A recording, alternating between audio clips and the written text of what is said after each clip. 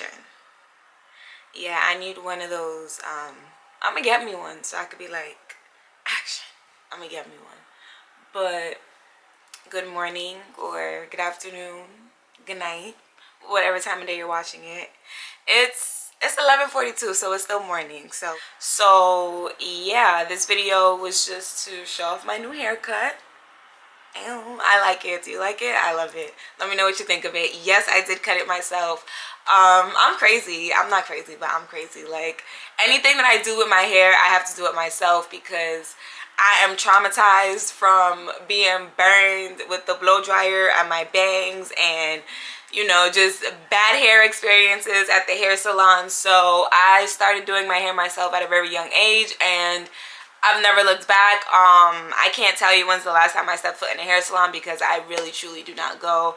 I really do it all myself. So yes, this cut was all me. I hope you think it's a 10 out of 10 because I think it's a 10 out of 10. So, you know, even if you don't think it's a 10 out of 10, it's still a 10 out of 10 for me. I worked really, really hard on getting my curls, you know, healthy and to where it was, to a point where I can just, you know, do wash and goes and all that good stuff. So that's the most important thing to me, having healthy hair. And, you know, if your hair is healthy, it's easier to grow it out and to maintain length and have long hair. So I guess we're starting. I kind of look like a mushroom. It's like a broccoli a little bit. Just a little bit. But like I said, I love it. I love it. Okay, so I am going to share with you guys my top 4 tips on growing out natural hair. You know, regardless of hair texture, I feel like these 4 tips are just universal for the natural hair community. You know, whether your hair texture is like mine, whether it's coarser or whether it's less curly, whatever your hair texture is, I think that these tips still are universal and they still are #1 for everybody, and it can work. So first, okay, you see, I'm gonna be looking down on my iPad, so you know if you have an iPad, that means you have your life together. So step 1, get an iPad to get your life together. But back to the video. So my first hair tip that I have is that you should learn your hair. What do I mean by learn your hair? Learn your hair texture. You know, there's different type of hair texture. It ranges, technically it starts at 1, you know, you can see it at straight hair, and you know, you get into 2A, 2B, that's when it starts to get wavy, and then you have 3A, 3B, 3C. I personally believe I have a little bit of 3B, but mainly 3C, and then I don't know, maybe just a teeny tiny bit of 4A, because depending on how I wash my hair and what I do to it, my curls can be very, very coily or very, very loose. That is one thing about natural hair. Do not expect your hair to come out the same exact way every single time, because it's not gonna happen. Like, you go on my Instagram and you go on my Twitter, you go on any of my social medias and you look at my hair, even at my natural hair video, you know, you see my curls consistently look different. They don't ever look the same. So that's just what I think my hair texture is. You should definitely learn your hair prosperity. I feel like that is very, very important in going natural, because I'm trying to make sure I don't butcher this word, because I was butchering the heck out of it in my last video, and I don't know why I keep messing it up so bad. But your hair porosity, I really hope I'm saying this right this time, guys, please. I hope I'm saying it right. But your hair porosity is very, very important when it comes to, you know, having healthy hair, because porosity means the ability to maintain moisture, and you know how liquid can move through your hair. So there's 3 different types of hair porosity. You have high porosity, medium, normal porosity, and low porosity. I personally have medium porosity. Ooh, my hair's in my eye. I personally have medium porosity, and that's what they call normal. That's the best type to have because it's in the middle, you know? So if you have a high porosity, then that means that moisture it's easily coming in, but it's not so easy to maintain moisture, because just as easy as it's coming in, it's also coming out as easily. So your hair shaft is very separated. And if you have medium porosity like me, then that means that, you know, it's very easy to moisturize your hair and to maintain moisture, because your hair shafts, the cuticles are a little bit more compact, so you can put moisture in your hair and it's going to stay in your hair. So like my hair, this is actually day 2 hair. I actually cut my hair yesterday, but this is day 2 hair and it's super soft, you know. I can bounce it, and I actually only have one product in my hair. I'll show you guys what I have in my hair. But so yeah, I can easily moisturize my hair. When I first went natural, I did have a problem in the back of my hair, like the back middle with dryness, but I feel like a lot of people have that problem, and this goes into one of my other tips that I'm going to give you guys. But you know, I did find a solution to that problem, so I'm going to get into that in a second. But to finish this tip off, the low porosity hair means that your hair is, for lack of a better word, water resistant.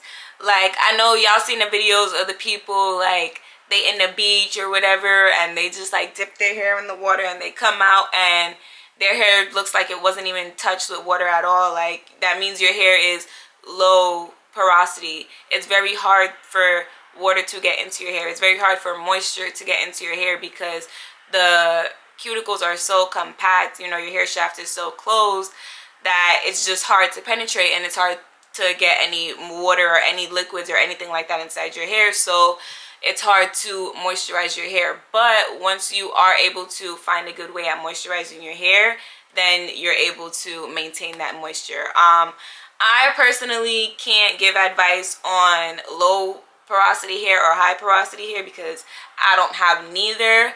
I have medium porosity hair, like I already stated, so that's the only advice that I can give on how I moisturize my hair. If you also have medium porosity hair, regardless of your hair texture.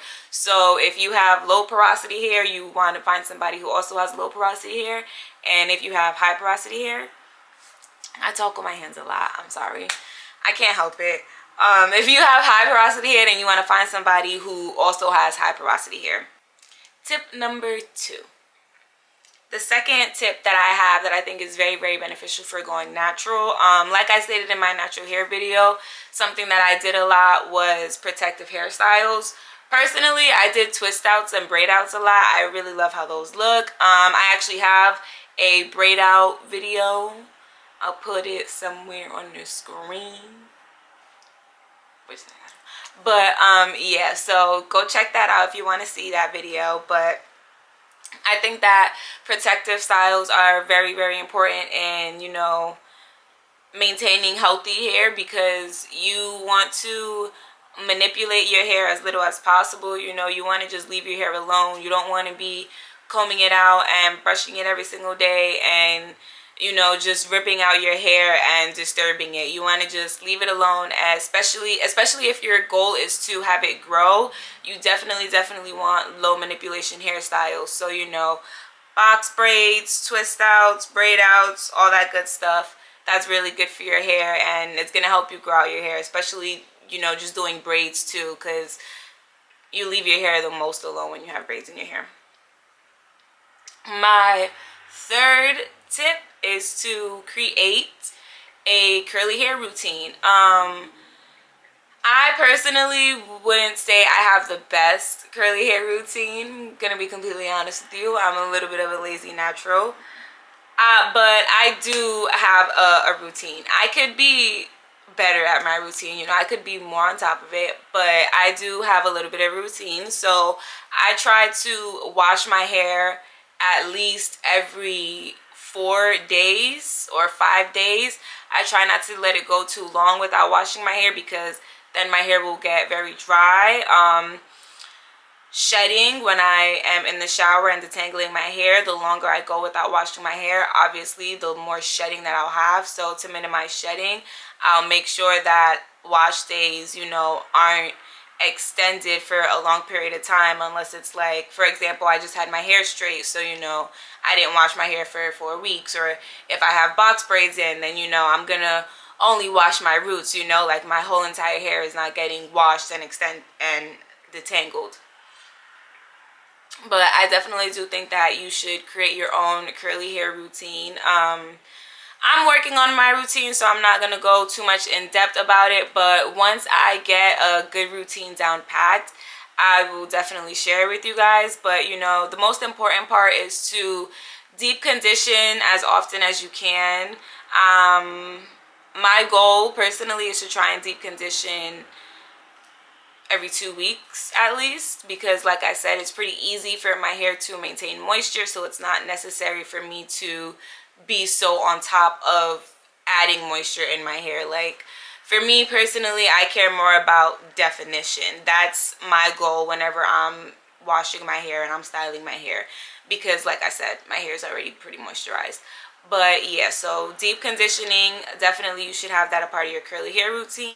Another thing, that's what I was saying, remember how I was talking about the middle of my hair being dry? That's because when you sleep, you're sleeping on your pillowcase, and if you're sleeping on a cotton pillowcase, it's drying out your hair. You want a satin or silk pillowcase. This is mine. It's very super soft, and when I forget my bonnet or my headscarf, I can just look at that. No frizz, nothing. My hair is still cute, so get you a satin or silk scarf pillowcase. Having a bonnet and a headscarf is amazing, but if I know the struggle, you know the struggle. Your bonnet be walking off in the middle of the night, so that's why having a satin pillowcase or a silk pillowcase is beneficial. Like, personally, I'm gonna be honest with y'all, I forget my bonnet a lot, I forget my headscarf a lot, but because of the fact that I have a certain pillowcase, my hair doesn't dry out overnight or anything like that, and I'm able to maintain healthy hair. So definitely make sure you get a bonnet, a scarf, and that pillowcase, just in case your bonnet or your scarf fall off. Okay, and tip number 4, last but not least, minimal to no heat. So me personally, I don't think natural means no heat. Natural just means no chemicals. Like, I don't have a relaxer in my hair. There's nothing in my hair to make my hair straight when I wash it. I don't have a perm in my hair. There's no chemicals in my hair making my hair curly like this. This is my natural curls. That is the true definition of natural. So when it comes to applying heat, like I stated in my last video, anybody can get heat damage. So to protect your hair from heat damage, you want to do as minimal or no heat, whatever your personal preference is. I, as you can see, like to straighten my hair occasionally. So for me, I just try to minimize the amount of time that I straighten my hair. I like to try to make it months at a time before I straighten my hair. Not, a couple weeks. Like, I'll try to make it go at least 4 or 5 months before I straighten my hair again. But heat protectant, I think when you're blowing out your hair, you should put heat protectant in, and then before you put the flat iron in your hair, you should put heat protectant in.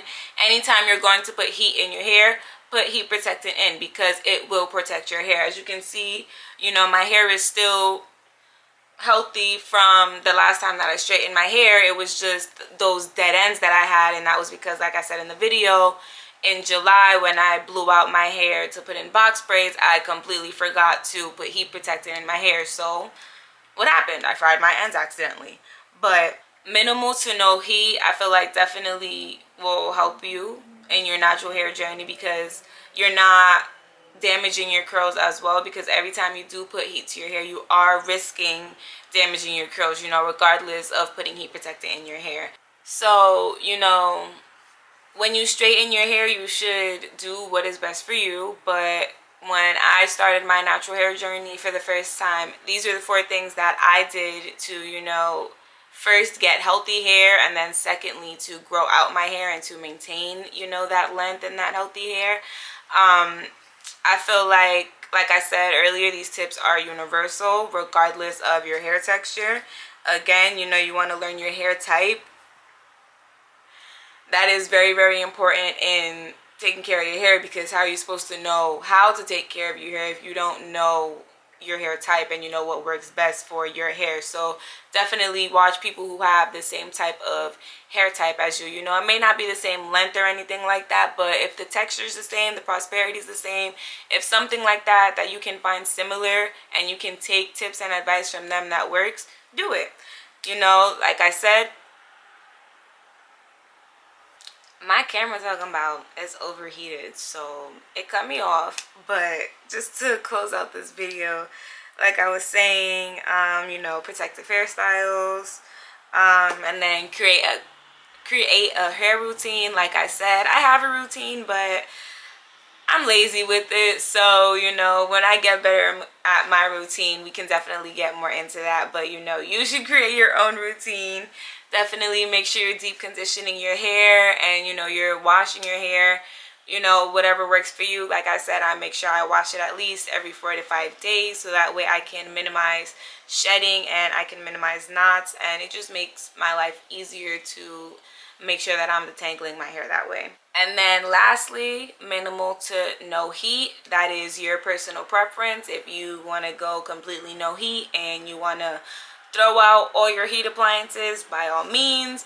If you want to use minimal heat, then you should make sure that you have multiple heat protectant sprays, you know, for blow drying your hair and for flat ironing your hair, because it really truly does make a difference and it really does protect your hair. And again, just because you are using this stuff, you should also make sure you are still minimizing how much heat you're putting to your hair, and, you know, spreading out the time in between applying heat to your hair, because you can still damage your hair on top of all of that stuff. You know, like we saw, you know, I accidentally fried my ends a little bit. That wasn't intentional. That was because I forgot heat protectant and I wanted to blow out my hair. And there's Gumdrop saying bye as well. I hope you guys enjoyed my tips, and I will see you in my next video.